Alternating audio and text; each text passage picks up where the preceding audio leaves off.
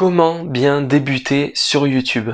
Salut à tous, salut à toutes, c'est Olivier et j'espère que vous allez bien. Aujourd'hui on va se retrouver pour cette nouvelle vidéo dans laquelle je vais vous donner mes conseils, mes avis sur comment bien démarrer sur cette plateforme, comment bien attaquer sa chaîne YouTube avec la bonne mentalité, la bonne vision.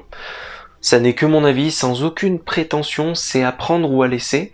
Je ne dis pas que je suis la voix de la raison, je ne dis pas qu'il faut faire comme moi, puisqu'il y en a qui seraient tentés de dire que ça fait plusieurs années que je suis sur cette plateforme et que je n'ai que 6000 abonnés, même si moi je trouve ça personnellement quelque chose de super. Et de toute façon, la réussite sur une plateforme, pour moi n'est pas forcément synonyme de succès, de popularité, d'argent.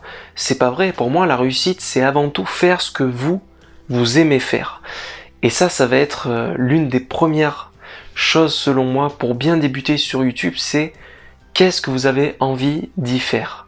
Qu'est-ce que vous voulez proposer? C'est pour ça que c'est très important de cibler sa chaîne YouTube. Pourquoi je vous dis ça? Parce que moi j'ai fait l'erreur de divaguer sur ma chaîne. Ma chaîne principale, qui est donc celle sur laquelle vous regardez cette vidéo, les avis d'Olivier.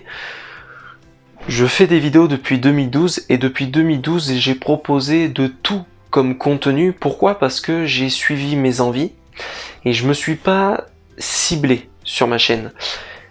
Ce que j'aurais dû faire, c'est lorsque mes envies commençaient à dévier, j'aurais dû, à l'époque, créer à la rigueur d'autres chaînes YouTube, mais ne pas faire tout sur la même.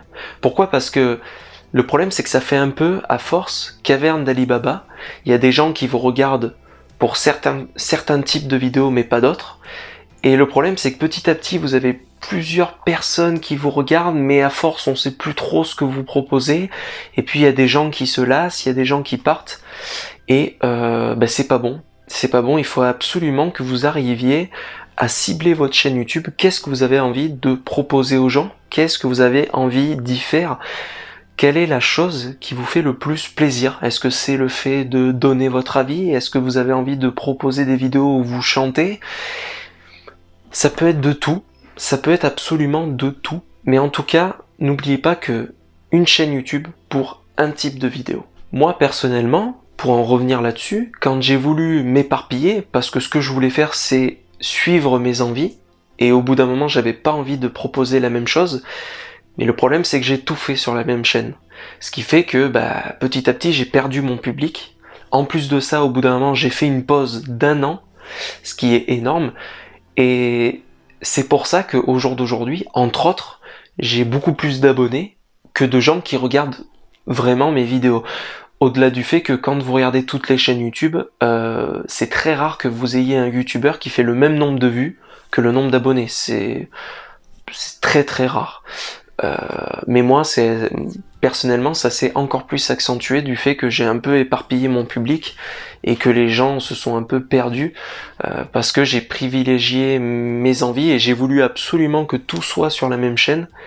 J'aurais pas dû. Ensuite, le second conseil que je peux vous donner, c'est de ne pas être uniquement égoïste dans votre démarche. C'est-à-dire qu'il faut pas que vous attaquiez YouTube en ayant en tête que des motivations égoïstes.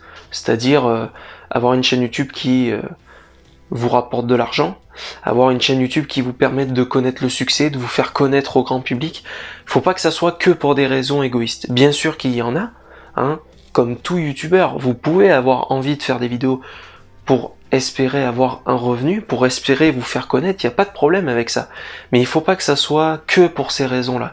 Parce que si vous venez sur YouTube uniquement pour vous, et non pas pour apporter aux autres, ça va se voir, et tôt ou tard, ça va être... à mon avis, c'est voué à l'échec, parce que vous prendrez pas plaisir à donner aux autres.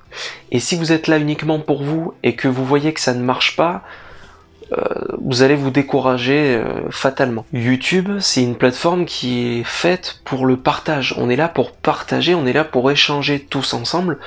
On n'est pas là que pour sa petite personne. Ça n'a aucun sens. Le troisième conseil que je peux vous donner, et celui-là il est très très très important parce que vous le vouliez ou non, vous allez être confronté à ça, ce sont vos détracteurs.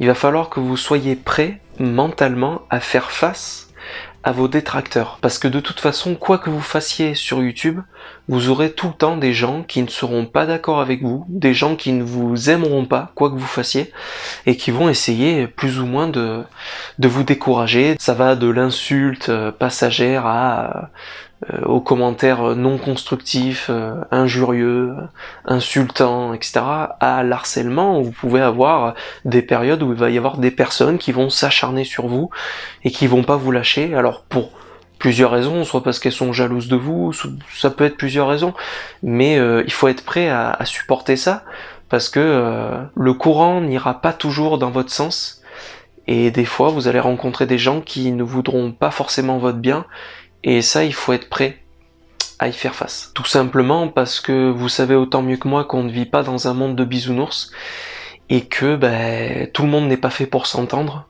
Donc voilà. Mais c'est important que vous sachiez vous concentrer sur les personnes qui justement sont là pour vous et aiment ce que vous faites. Parce qu'il y en a, il y a toujours des personnes qui aimeront ce que vous faites, il faut juste se concentrer sur ces personnes-là. Je voudrais juste terminer sur une chose, pour ce qui est du matériel, alors certes c'est important qu'on puisse vous entendre si vous voulez vous exprimer, etc. Mais finalement, ça reste pour moi du second plan. Le principal pour moi, ça n'est pas la forme, mais le fond. C'est vraiment le fond le plus important. Tant qu'on arrive un minimum à vous entendre, pas besoin de taper dans du Blue Yeti dès le départ ou la caméra super qualité et tout, parce que moi je préfère regarder une vidéo où il y a un fond très intéressant, où le mec dit des choses intéressantes, certes on l'entend pas forcément très bien et tout, mais c'est intéressant ce qu'il dit, plutôt qu'un mec qui a une super qualité, ah c'est sûr on le voit super bien en 4K et tout, mais le mec il dit de la merde, il fait de la merde, c'est pas intéressant. Donc il faut avant tout privilégier le fond avant la forme. Pour moi la forme c'est le second plan. Certes, ça peut attirer l'œil, mais c'est pas ce qui va faire rester. Vous voyez ce que je veux dire?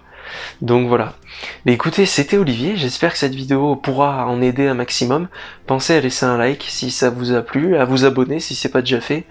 Bonne continuation et à la prochaine. Salut!